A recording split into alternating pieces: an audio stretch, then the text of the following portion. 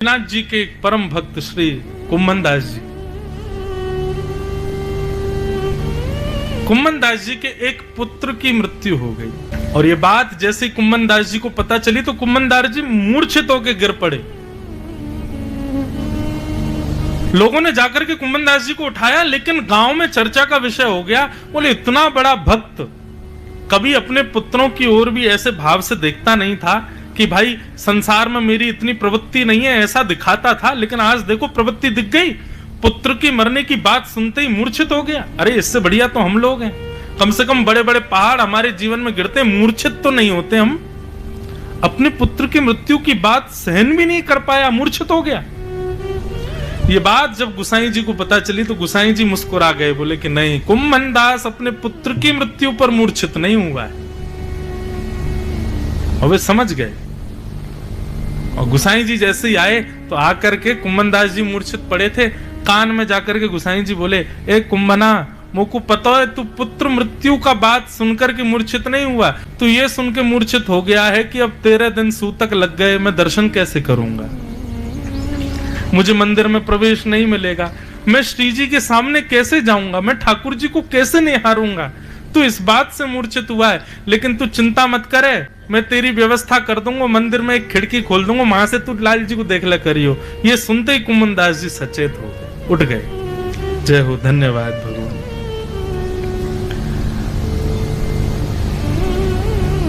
है तो ये विडंबना संसार के लोगों के।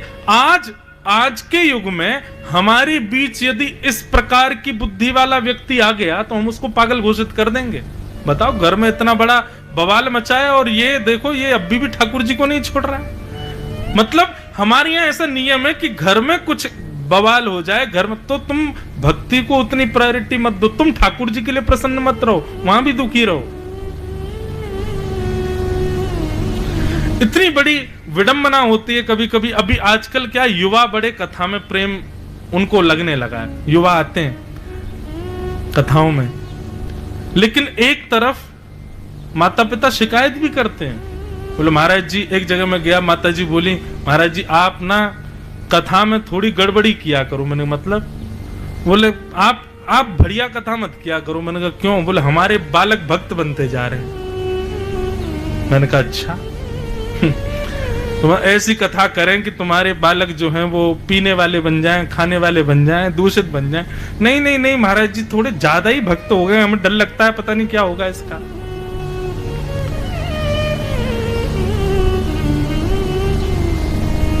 वैष्णव होने पर पीड़ा क्यों? एक आत्मदेव नाम के ब्राह्मण थे, उनके कोई संतान नहीं थी और संतान ना होने की वजह से आत्मदेव बड़े दुखी थे। आत्मदेव अपनी आत्महत्या करने के लिए वन में जाने लगे। एक बात और कहें बंधु, भगवान यदि किसी को सर्वगुण संपन्न बना करके भेजते हैं तो संसार के लोग कहते हैं इस पर बहुत कृपा है भगवान की। नहीं, सर्वगुण संपन्न यदि कोई व्यक्ति है, अच्छे उसके बालक भी हैं, उसके पास धन भी है, उसके पास प्रॉपर्टी भी है, पत्नी भी है, सब कुछ है, तो इसका मतलब ये नहीं है कि उस पर भगवान की कृपा है।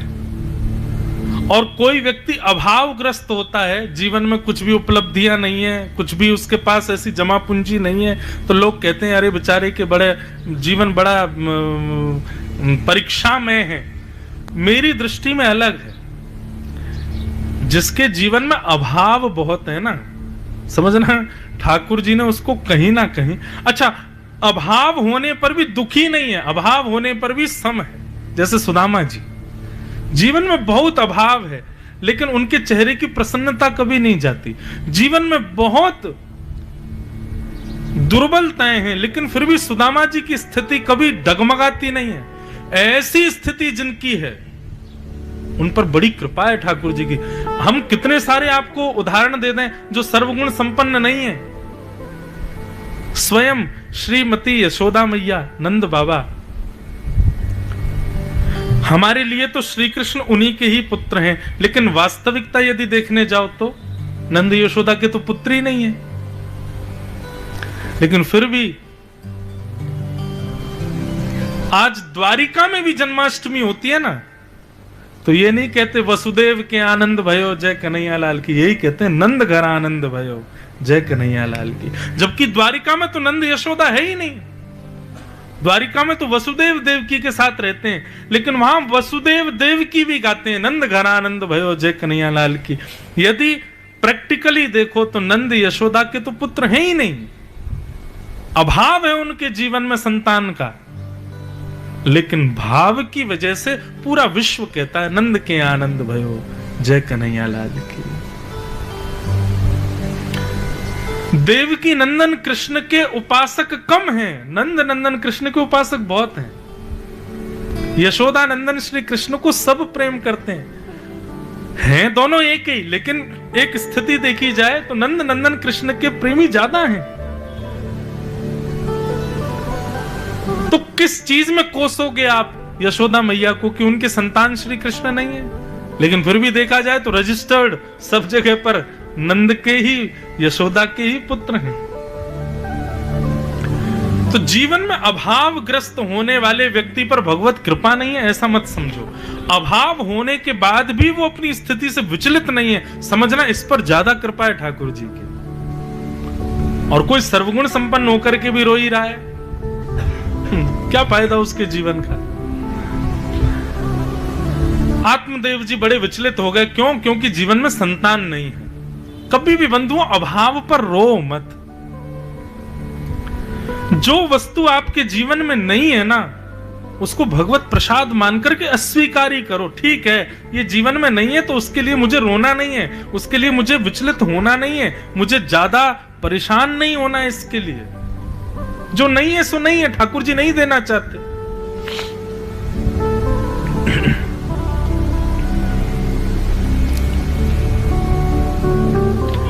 आत्मदेव जी दुखी हो गए और संतान ना होने की वजह से आत्महत्या करने के लिए वन में जाने लगे।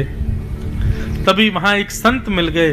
संत ने कहा, आत्मदेव तुम आत्महत्या केवल इसलिए कर रहे हो कि तुम्हारे संतान नहीं है? बोले हाँ।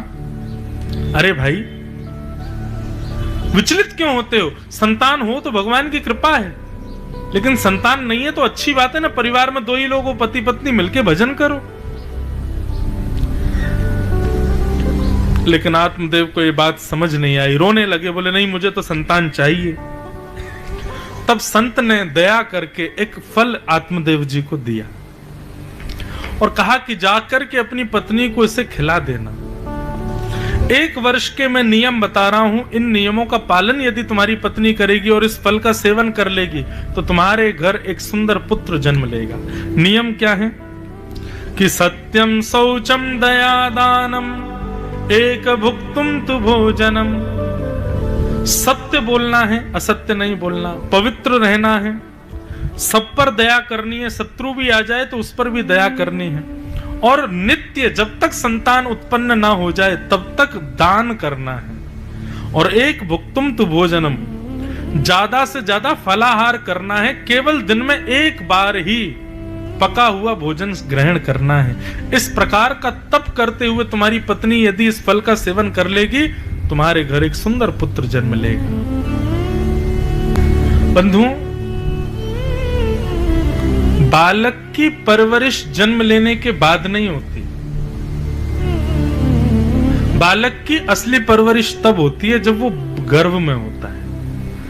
उस समय माँ क्या सोचती है, क्या खाती है, कैसे रहती है, क्या विचार आते हैं, कैसे लोगों से मिलती है, उस सब का प्रभाव बालक पर पड़ता है। इसका कितना आपको उदाहरण बताऊं मैं। कंस का प्रादुर्भाव क्यों हुआ? क्योंकि कंस की माँ जब गर्भवती थी तो द्रुमिल नाम के राक्षस की छाया पड़ी थी, इसलिए कंस जैसा बालक हुआ। और एक राक्षस हिरण्यकश्यप के यहां पर प्रहलाद क्यों जन्मे? क्योंकि जब उनकी पत्नी गर्भवती थी तब नारद जी ने कथा सुनाई थी। ना तो कंस की मां ने कंस को राक्षस बनाया था, ना कयाधु ने अपने पुत्र को भक्त बनाया था। दोनों के गर्भ के समय पर जो स्थिति थी उसका प्रभाव बालक पर हुआ।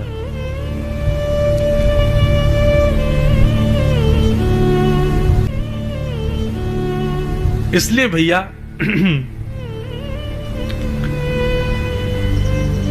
एक एक तो मैं थोड़ा डरता हूं कुछ कुछ बातें बोलने में, जैसे अब ये विषय में बोलता हूं ना तो कई वुमेन एम्पावरमेंट वाले मेरे को खींचते हैं, फिर आप ऐसा क्यों बोल रहे हो।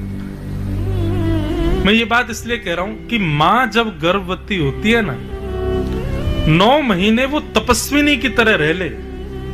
अब ये मैंने कहा तपस्विनी की तरह रह ले, कुछ लोग खींचे बोल अच्छा सब हम ही क्यों सहे, माता ही क्यों सहे, पुरुषों के लिए कुछ क्यों नहीं। तो हम भी उत्तर देते हैं भाई, जो जिम्मेवार व्यक्ति होता है जिम्मेदारियां भी उसी को ही दी जाती हैं, गैर जिम्मेवारों को जिम्मेदारी नहीं दी जाती। माताएं जिम्मेदार हैं, जिम्मेवार हैं, इसलिए उनको जिम्मेदारियां भी ज्यादा हैं। विश्वास मानिए, गर्भ में बालक है ये जिस दिन पता चले उस दिन से ही विचार शुद्ध, वाणी शुद्ध, नियम शुद्ध, रहना खाना शुद्ध, और ये 5 स्थितियां सत्यम शौचम दया दानम एक भुक्तुम तु भोजनम, इस प्रकार यदि माता रह ले, 9 महीने बाद जब बालक का जन्म होगा ना, तो केवल उसको खिलाना पिलाना सुलाना इतनी परवरिश आपको करनी है, उसको संस्कार भी देने की आवश्यकता नहीं, क्योंकि सब आ चुके आपके गर्भ में ही आ गए।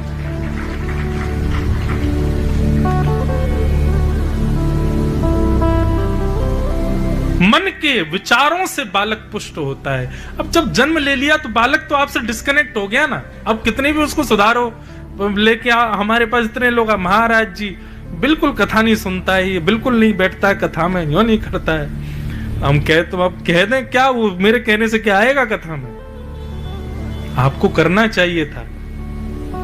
इसलिए जो माताएं अभी विवाह हुआ है, संभव जीवन में कभी कोई ठाकुर जी पधारे, बाल गोपाल पधारे, तो कम से कम इन नियमों का पालन करें। 9 महीने तपस्विनी की तरह रहे।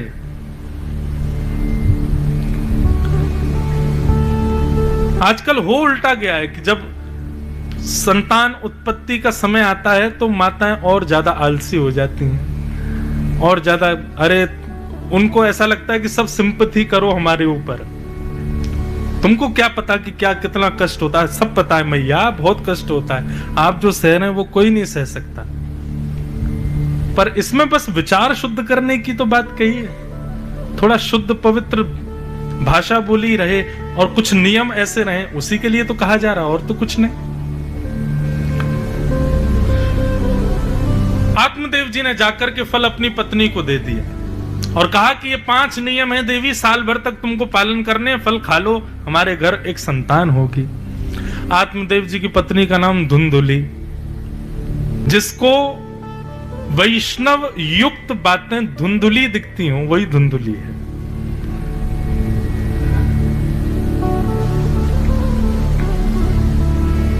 अभी एक नया चलन चला है संसार में, हमसे मिलने के लिए लोग आते हैं, महाराज जी घर में बड़ी विपत्ति चल रही है, कोई उपाय बताओ।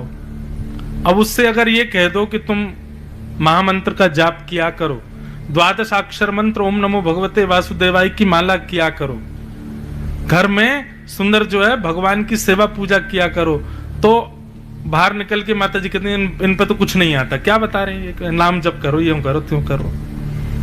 उन्हीं माता जी को, अच्छा घर में दिक्कत चल रही है, अच्छा अभी जो मंगलवार आएगा ना, बोले हाँ उस दिन एक काम करना, सुबह उठना 5 बजे, सोई माता जी का इंटरेस्ट बढ़े, अच्छा 5 बजे उठना, बोले जी नहा धो करके जाना, और आपके घर के कोने कोने में जितनी भी धूल धक्कड़ हो, सुबह 5 बजे झाड़ू लगा देना सबके उठने से पहले, झाड़ू लगाते समय मन में भगवत स्मरण चलते रहना चाहिए।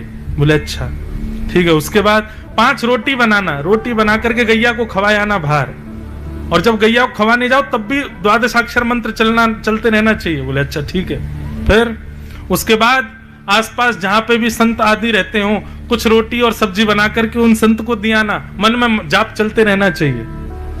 उसको प्रैक्टिकली 5 काम बता दो और काम करते समय जाप करते रहे, ये बोल दो ये काम कर लेंगे। हाँ बाबा कुछ जानते तो हैं, इनको पता है, क्यों इतने सारे नियम बताए तो इससे कुछ तो होगा।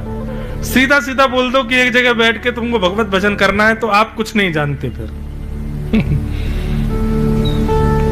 स्पेसिफिक डे बोल दो, मंगलवार, स्पेसिफिक टाइम बोल दो, देख लेना 5 से ऊपर नहीं चली जाए, 5 बजे तैयार हो जाना, तुरंत करेंगे। नाम जप में सब संभव है भैया, बाकी की चीजों में क्यों पड़े। विश्वास तो करो ठाकुर जी के नाम पर, कुछ मत करो आप। श्री कृष्ण गोविंद हरे मुरारे, हे नाथ नारायण वासुदेव। इस श्लोक में भगवान के नाम, सारे नाम आ जाते हैं जो विशिष्ट नाम हैं। कभी भी कोई आपत्ति आए, कोई विपत्ति आए, किसी प्रकार का संकट आए, अरे हम कह रहे संकट आए, विपत्तियां, उसका इंतजार मत करो, अपने चित्त में निरंतर ये नाम जब प्रारंभ रखो। आप अपने आप देखना, अनुभव करना, ऐसा लगेगा स्वयं श्याम सुंदर आपके संग खड़े हैं क्या। और किसी वस्तु को करने की आवश्यकता क्या है।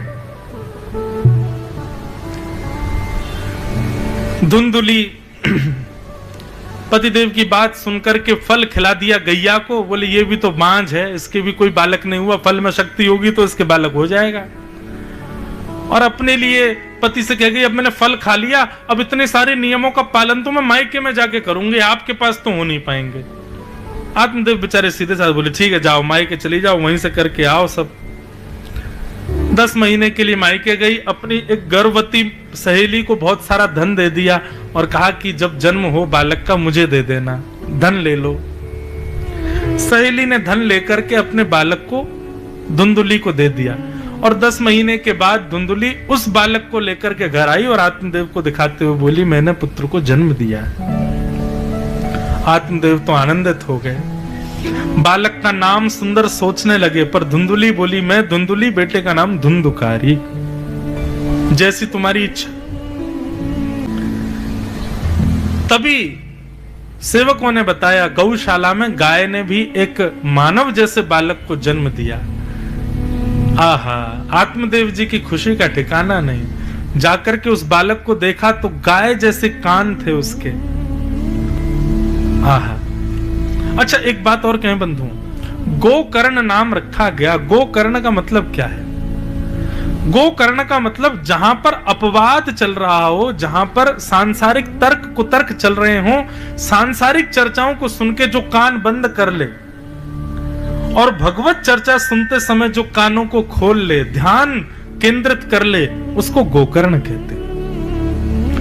दोनों बालकों में अंतर क्या देखा कि धुंधुकारी को संसारी संगीत सुनाओ तब वो शांत होता था, और गोकर्ण जी को जब भजन कीर्तन सुनाओ तब वो शांत होते थे। एक की रुचि कीर्तन में थी और एक की रुचि संसारी संगीत में थी। वहीं से ही फर्क दिखने लगा था। धीरे धीरे दोनों बालक बड़े हुए, धुंधुकारी दुष्ट हुआ और गोकर्ण जी पंडित ज्ञानी बने। अपनी माता पिता पर अत्याचार करने लगे धुंधुकारी, गोकर्ण जी तो पढ़ने के लिए गुरुकुल चले गए।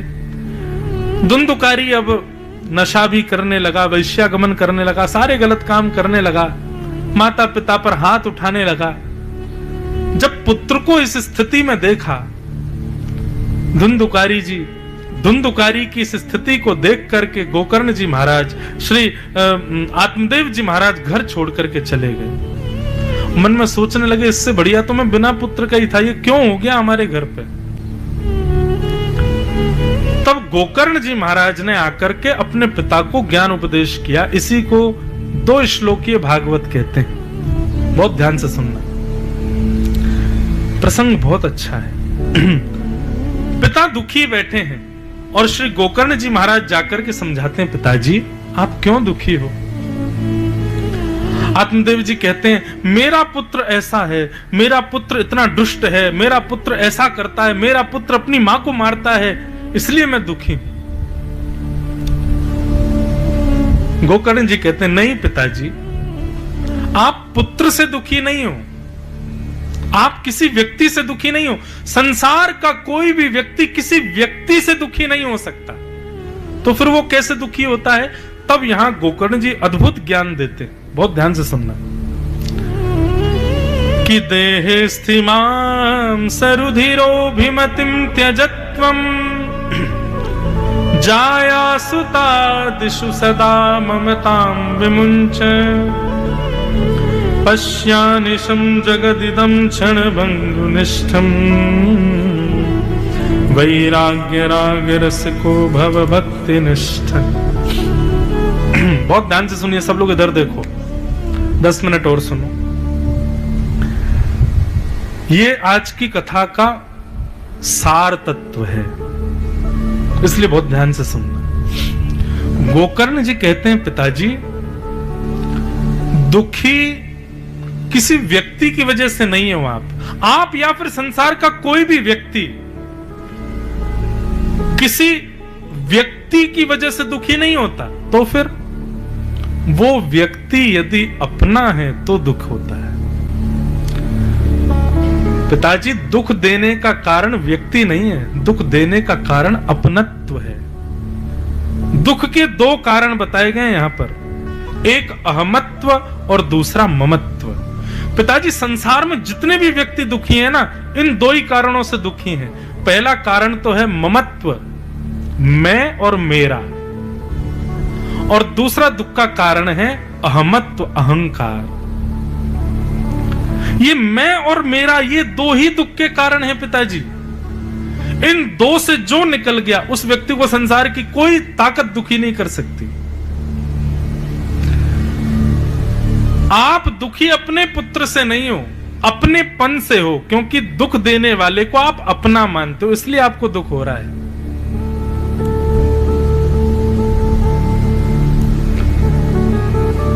संसार में हजारों लोग गलत काम करते हैं, हमको दुख नहीं होता, हमको कष्ट नहीं होता, लेकिन वही गलत कार्य अपना कोई करे तो कष्ट होता है।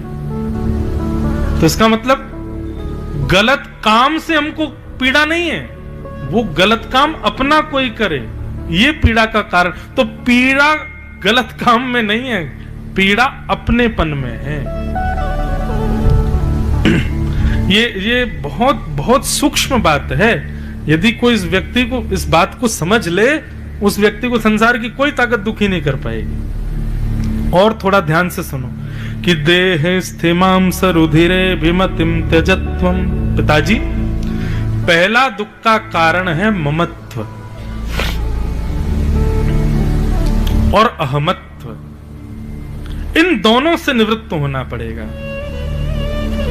हमको अपने ऊपर बड़ा अभिमान होता है, हमने ये किया, हमने ये किया, हमने ऐसे किया, वहां से ऐसी ऐसी स्थिति फंस गई थी महाराज जी, मैंने ऐसा करके ये काम कर दिया। आपने कुछ नहीं किया, ना आप कुछ कर सकते हो।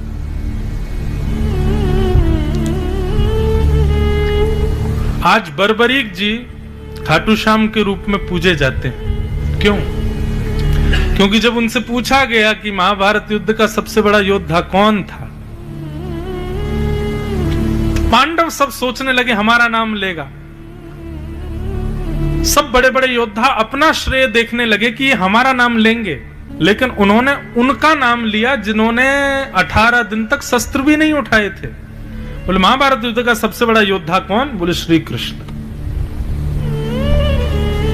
बोले क्यों?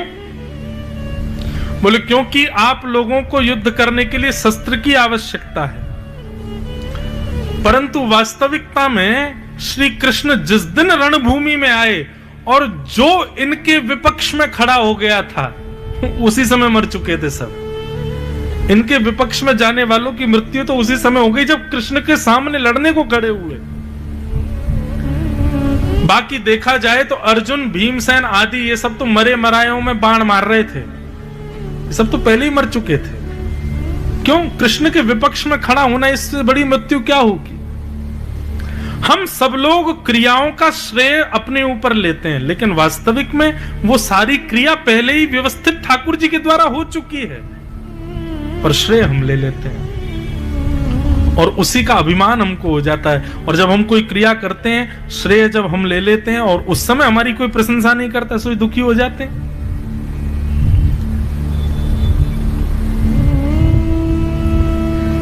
चाहे वो आपके नगर का कोई श्रेष्ठ काम हो, कुछ हो, कथा हो, कथा से भी कई बार अभिमान आ जाता है। बड़ी अच्छी कथा हुई थी, बहुत अच्छी कथा हुई थी, ऐसा हुआ था, ऐसा हुआ था। अब आयोजक बेचारा वहीं बैठा था, मैंने कराई थी, व्यवस्था तो मैंने ही करी थी, सब कुछ करके तो मैं ही आया था, वो सब मैंने ही तो करवाया था।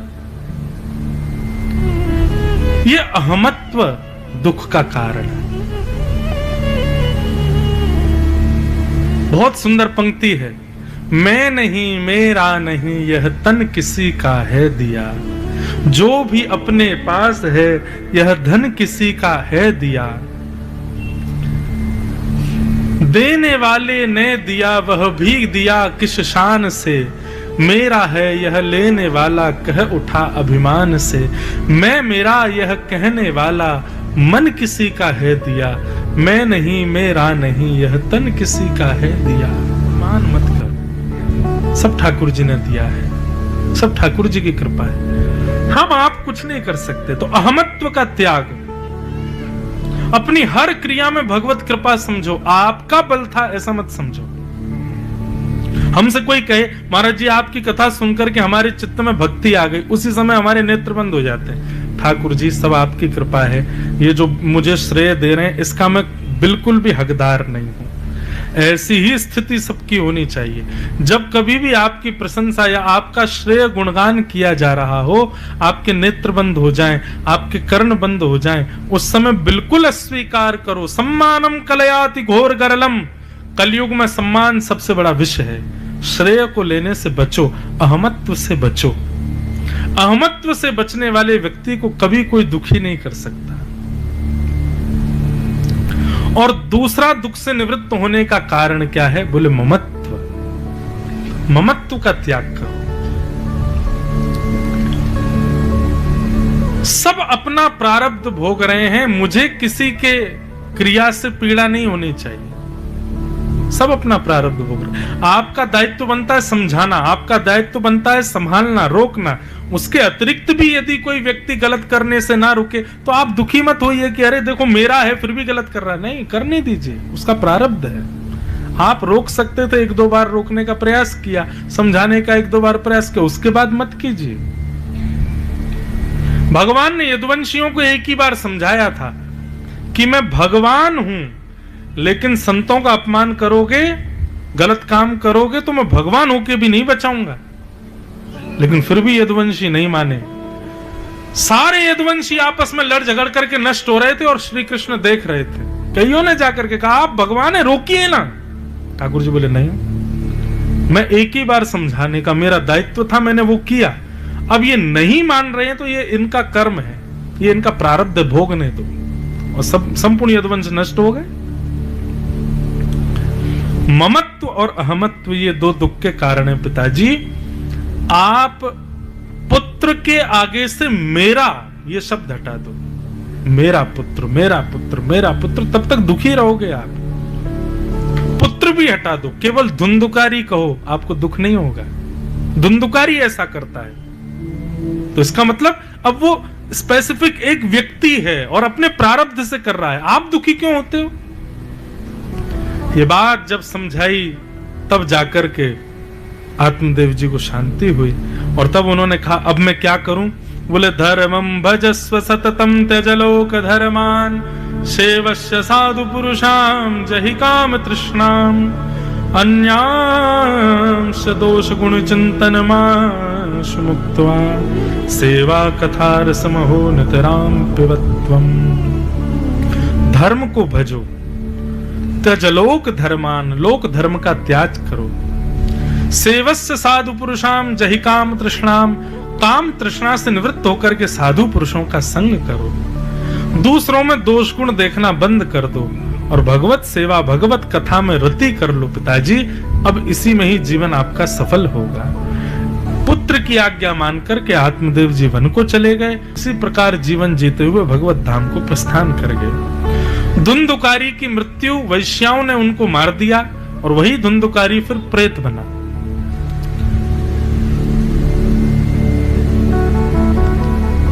प्रेत भूत होते हैं भूत प्रेत होते हैं, लेकिन एक बात सुनिएगा बंधुओं, ये भूत प्रेत बन कैसे जाता है व्यक्ति? और ये भूत प्रेत उसी पर ही आक्रमण करते हैं जो इस प्रकार की कैटेगरी में होगा। किस प्रकार की? भजन बिन नर मर गट के भूत, जो अपने प्रत्येक दिन में एक समय भी भगवत भजन नहीं करते, भगवत स्मरण नहीं करते, भगवत कथा नहीं सुनते, भगवत सेवा नहीं करते, भूत भी आक्रमण उन्हीं पे ही करते हैं, और ऐसे व्यक्ति ही मरने के बाद भूत ही बन जाते हैं। इसलिए भैया दिन में 3 बार एक काम करना चाहिए। क्या? भगवान को सुबह उठते ही प्रणाम करो, भगवान का नाम बोलो, और नेत्र बंद करके भगवान के श्री चरणों का स्मरण करके उसमें अपने सिर को नवाओ। दोपहर में प्रसाद राजभोग पाने से पहले पुनः नेत्र बंद करके भगवान को प्रणाम करो, भगवान का नाम गाओ, भगवान के चरणों में सर झुका के प्रणाम करो। रात्रि में सोने से पहले भगवान का स्मरण करो, भगवान को प्रणाम करो, भगवान का नाम गाओ, चरणों का स्मरण करके दंडवत करो। ये 3 बार आप करो, सुबह दोपहर शाम, कभी भी कोई प्रेत बाधा नहीं हो सकती, और जीवन में भूत प्रेत दूर ही रहेंगे आपसे। ये 3 कार्यों का पालन करो। जो इस प्रकार से जीवन नहीं जीते, भूत भी उन्हीं पे ही आते हैं, और भूत बनते भी वही लोग मृत्यु के बाद। धुंधुकारी प्रेत बन गया, गया जी में श्राद्ध करने से भी प्रेत योनि से मुक्त नहीं हुआ। तब गोकर्ण जी महाराज ने सूर्य नारायण भगवान से पूछा कि धुंधुकारी प्रेत योनि से कैसे मुक्त होगा। तब बताया, श्रीमद् भागवतान मुक्ति सप्ताहम वाचनम कुरु इति सूर्यवचः सर्वै धर्म रूपम तु विश्रुतम। भागवत की कथा सुनाओ, कितनी भी भयाभय प्रेत योनि में क्यों ना हो, निकल जाएगा। और श्रीमद् भागवत की कथा हुई, 7 दिन की कथा पूर्ण होते ही चतुर्भुज रूप धारण करके धुंधुकारी की प्रेत आत्मा, जो प्रेत थी, अब वो शुद्ध आत्मा बन करके प्रकट हो गई कथा में। और कथा में प्रकट होकर के व्यास जी को प्रणाम किया और कहा, भगवान आपकी मधुर वाणी सुनकर के मैं भयाभय प्रेत योनि से अब मुक्त हो गया हूं और सीधे भगवत धाम को प्रस्थान कर रहा हूं। ये भागवत जी का महात्मा है। बोलो भागवत महापुराण की।